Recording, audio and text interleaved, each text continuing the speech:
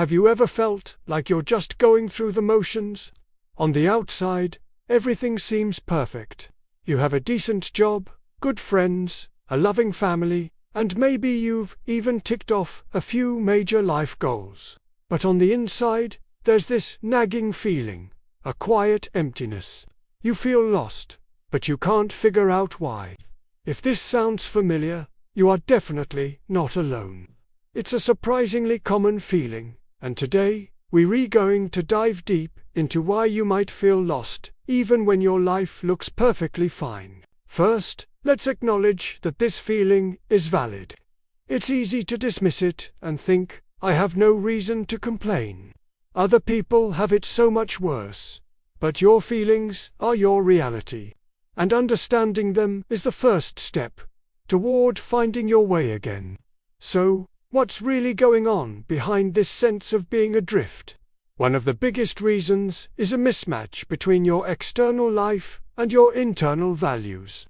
We spend so much of our lives chasing what we're supposed to want. A stable career, a nice house, a picture-perfect relationship. These are goals often set by society, our parents, or our peers. We work hard, we achieve them, and we expect to feel happy and fulfilled.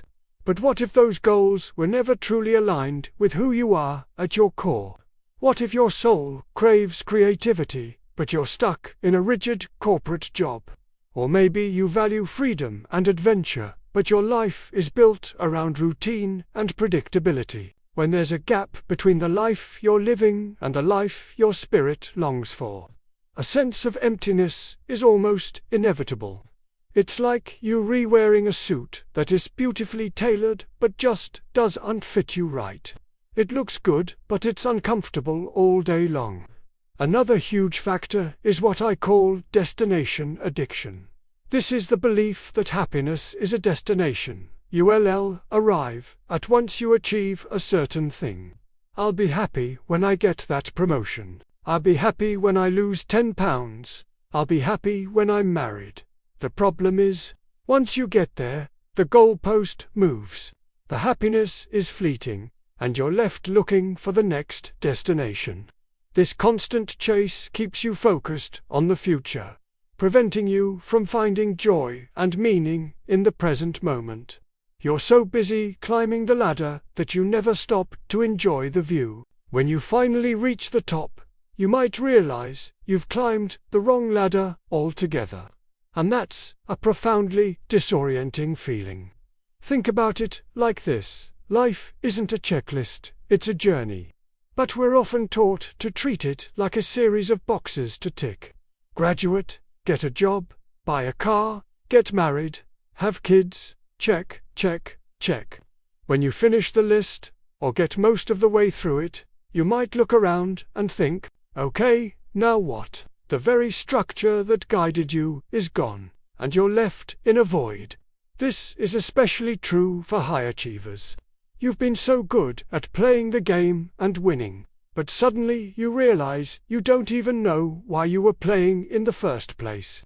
Social media also plays a massive role in this modern-day malaise. We are constantly bombarded with highlight reels of other people's lives. We see the curated engagements, the exotic vacations, the promotions, and the perfect family photos. It's human nature to compare, and when we do, our seemingly fine life can suddenly feel lacking. We start to wonder, why isn't my life that exciting? Why don't I feel that happy? We're comparing our behind-the-scenes reality with everyone else's public performance. This constant comparison can erode your sense of self-worth and make you feel like you're falling behind. Even when you're doing perfectly okay by any objective measure, it creates a false sense of what a good life should look like. And when our reality doesn't match that edited, filtered version, we feel lost. Let's also talk about the avoidance of discomfort. Our society is obsessed with happiness and positivity. We're told to look on the bright side and just be positive, while optimism is great. This can lead to toxic positivity, where we suppress any difficult or uncomfortable emotions. We bury our doubts, fears, and anxieties because we feel like we shouldn't have them. But these feelings are messengers. Your feeling of being lost is a signal that something needs to change. It's your inner self trying to get your attention. By constantly distracting ourselves with work, entertainment, or endless scrolling, we're ignoring that crucial message. Eventually, that quiet whisper of discontent can grow into a deafening roar, leaving you feeling completely overwhelmed and directionless. So, what can we do about it? How do we find our compass when we feel lost at sea? The first step is to get quiet and listen. You need to create space to hear that inner voice. This could mean meditation, journaling, spending time in nature, or simply turning off your phone for an hour. Ask yourself some tough questions. What truly matters to me? What did I love doing as a child, before the world told me what I should do? When do I feel most alive and energized? When do I feel most drained? Be brutally honest with your answers. This isn't about judging yourself. It's about reconnecting with yourself. Try writing down your core values. Things like creativity, community, freedom, security, or learning. Once you have a list, look at your current life. How much of your time and energy is aligned with these values? If you value creativity but haven't made any art in years, that's a huge clue. If you value community but spend most of your free time alone, there's a disconnect. The goal isn't to blow up your entire life overnight.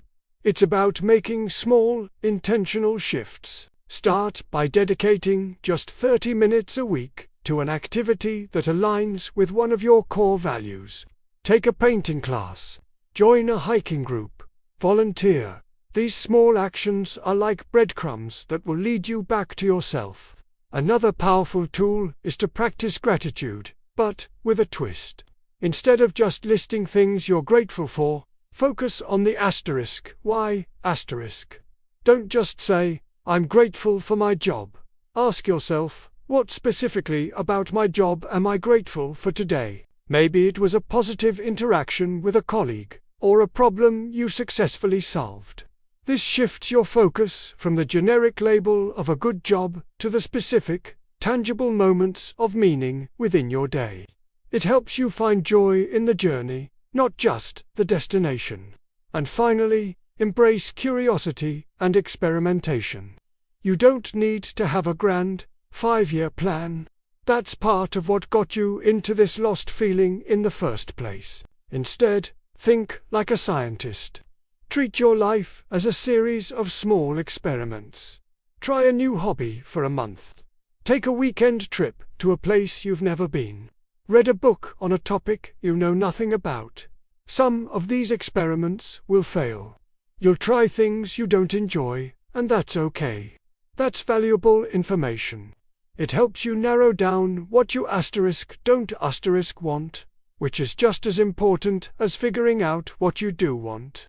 Every experiment, successful or not, teaches you something new about yourself. Feeling lost when everything seems fine is not a sign that you're broken or ungrateful. It's a sign that you're growing.